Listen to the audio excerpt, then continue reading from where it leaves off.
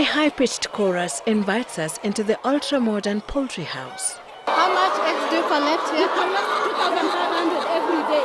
What? How much is an egg sold and where is your market? Because this is parent stock, we just put them in the hatchery and so we get the day-old chick. Oh, so this is purposely for breeding? Yes, for breeding. We sell a day-old chick at 125 shillings.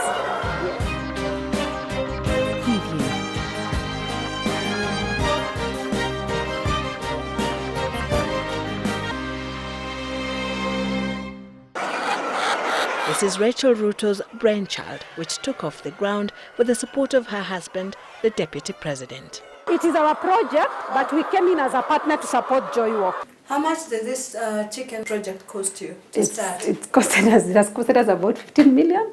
Yes, and maybe slightly more. 15 million? Yes. The poultry house is highly mechanized. So we pour the feed up there, and then we just put the electricity on, and then it brings the feed.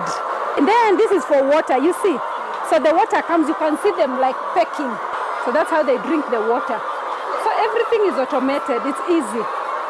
And then when the droppings go here, we collect and we take to the shamba. The trained Kiswahili teacher says she founded the Joyful Women organization to economically empower women. This is our parent stock.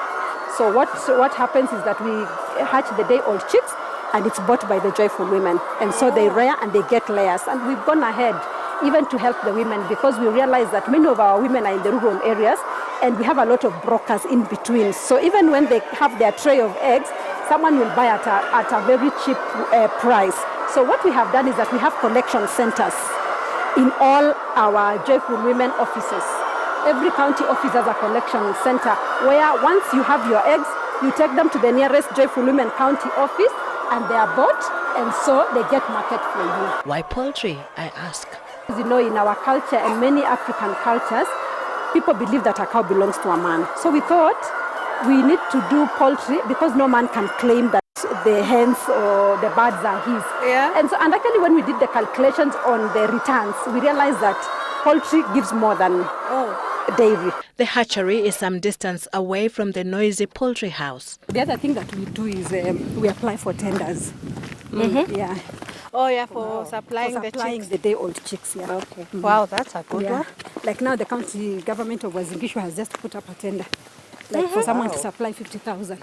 At the egg storage room, we find eggs that have been collected within 3 days only. A week's collection, according to Rachael, would fill this room. Each of these has 180.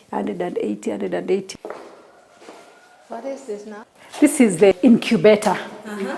This is where the eggs, once they come from the parent stock, they are brought here. They incubate for 18 days. We can put up to 20,000 eggs. We sell all of them. In fact, by the time we are hatching, the farmers already know the day and they just come and collect. Others we deliver to the different places. None is left. The poultry project, however, is just a fraction of the farming activities Rachael Ruto is involved in. Inside her 100-acre Sogoi farm, we are treated to an agri-tour. Where did you grow up? I grew up in a village called Likuyani. That's where I was born. It's actually in Western Kenya. Oh. It is in the Kakamega County now. Okay. Yes, but just at the border. It's not very far from Wazingishu County. That's where I grew up. I went to school. I went to Likuyani Primary School until class 7. Then I went to Butere Girls for my O-level and A-level. And that's why farming is... Yes, my father was a very successful farmer. Yes, he was a big-time farmer. And so we grew up in the farm. We used to weed maize, we used to harvest, we used to do everything. We used to shell the maize like now what we are doing here this December, and we really enjoyed growing up. I think I really enjoyed growing up in the farm. Mechanized farming, she says, is even more exciting and highly productive. And the best thing is, for women to try and see like the best methods to get more from the little shambas that they have.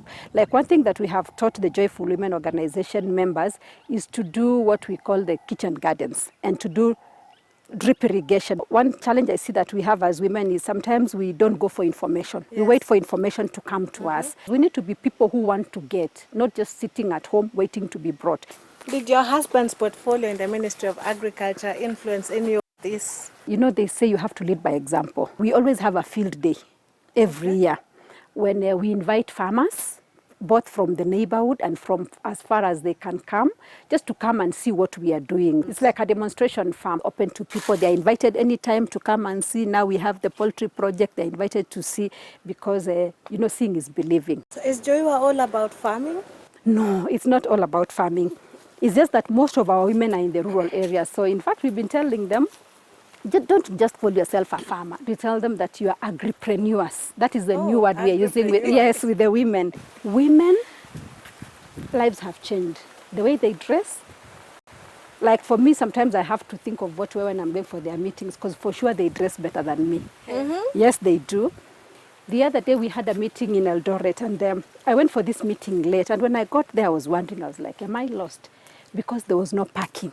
Women are driving. Really? Yes. Women who could not even stand to talk. You know, the way women feel shy, confidence. Yeah. Their confidence is built. You know, the Bible says money answereth all things. You know, when you have money, you get confidence. Uh-huh. Yeah. They stand, they talk, you're like, is this so and so? I knew her 3 years ago she couldn't talk. Mm-hmm. But now she's able to address a meeting. And not just talking, but talking things that are very sensible. Mm-hmm. Yeah. But then there are those who are, because of extreme poverty, they have been drawn into alcoholism.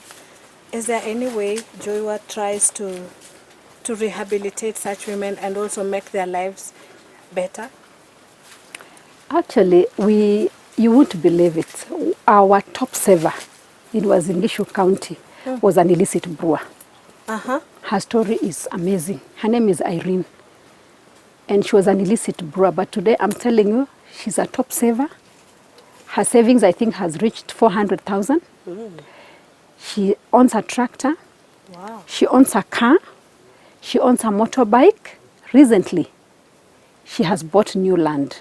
And she has moved to a better place because she wants to build a petrol station. Yes. A petrol station is quite something. Yes, a petrol station. And talking of going places. I really don't know who put that and where that photo was found, first of all. But I think been from your album. No, I think it was from a friend's album. Yeah? Yeah. It is just the Lord that has brought us from far. We grew up in the village.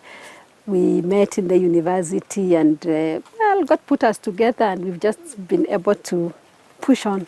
How did you meet at the university? You were doing education, right? Yes. And he was doing botany. Yes. How did your paths cross? We had actually crossed paths back at home. We met in church camps, you know, the youth camps that were organized by the African Inland Church. When they say, how many people come from Eldoret, maybe when you stand and you're looking around, I don't really remember, but somehow we met. Okay.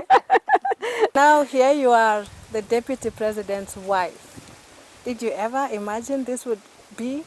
I didn't imagine. Yeah. When my husband became deputy president, I've been able to at least travel the country to teach women on table banking and women economic empowerment. So we've been able to go to 39 counties, and God willing, next year we want to do the remaining 8. By March, we want to finish the 47 counties and go back now to continue training the women. So you have this project dealing with women, especially in the rural areas. And of course, you've told us that it covers even the urban woman. The president's wife, on the other hand, has this campaign on Beyond Zero, the Beyond Zero campaign.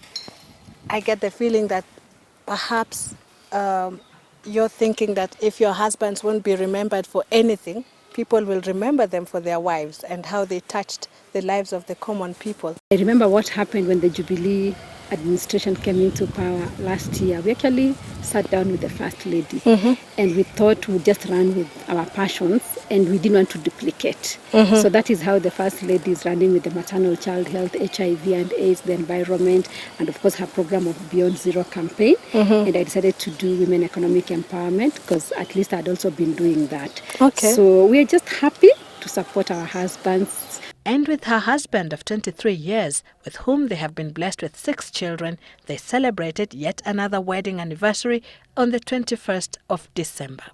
Sylvie Chebet for the Newsmakers series, Eldoret.